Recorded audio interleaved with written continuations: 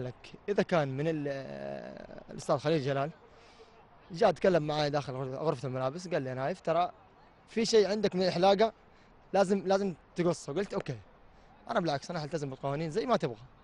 قصيت المره الاولى، نزلت الملعب قال لا لسه باقي. قلت له لسه باقي متاكد؟ قال لسه باقي. قلت طيب. قلت له ابو طلال، قلت له انا ما راح اقدر لانه ما عاد في وقت، خلاص نزل محمد الراشد. نزل محمد الراشد وقلت مهما كان لسه حلعب.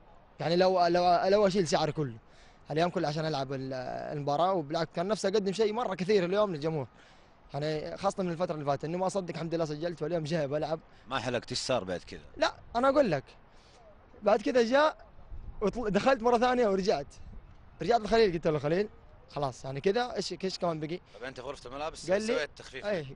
قال لي لا بس شيء بسيط شيل ولك من عندي راح تنزل. قلت له خلاص ابشر. ورحت والله شلت يمكن مو شيء بسيط، شلت مره كثير عشان لا ارجع مره ثالثه قدام الناس ومنظر يطلع مو كويس.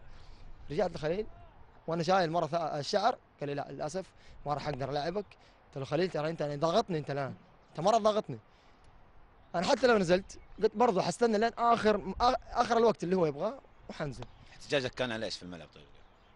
لا بس على انه ما في كان احتجاج بزياده، لانه 3 مرات رحت لا وشلت انت الشعر. كنا نتكلم قبل الهوا انه تعامل معك اه مختلف عن لاعب اخر كان موجود لا في انت الملعب. لو شفت انا ما بتكلم بزياده، لكن اقول لك شوف عندهم الفتح هجر، عندهم اللاعب رقم 7، عندهم شوف كم لاعب عندهم، شوف شعورهم. وتعال انا التزمت بالقوانين زي ما يبغى، اذا يمكن كان هو عشانك نجم بزياده يمكن العين عليه. حتى شوف حتى لو كان يعني والله اتكلم معي يقول انا يمكن عشان العين عليك، يمكن قلت حتى لو العين علي مهما كان انا التزمت بالقوانين زي ما يبغى استاذ خليل، ورحت شلت الشعر.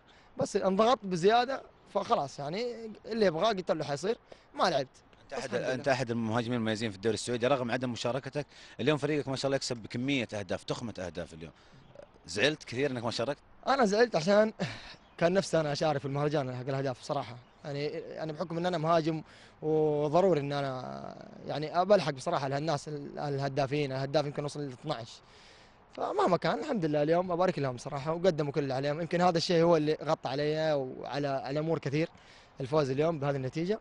ابارك لفريق الاتحاد والجمهور اللي حضر اليوم، واقول هارد لك لاخوان فريق هجر، والحمد لله على كل حال. شكرا لك وشكرا لروحك الرياضيه واخلاقك كنايف، وشكرا لتحملك ايضا ضغطنا الاعلامي وجبناك مره بالعكس ثانيه. الحمد لله مهما كان ان شاء الله باذن الله. مع انه والله اشوف مباراه النصر ومباراه الاهلي قبلها قاعد العب ولا احد بيجي يتكلم، يعني حتى لما يجي يتكلم معي جوا في غرفه الملابس.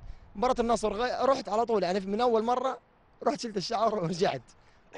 حنشوفك في لقاء الرائد تسريحه جديده ولا حتشيلها؟ لا هي اصلا ما عاد فيه، هي والله ما هي فيه، بس ما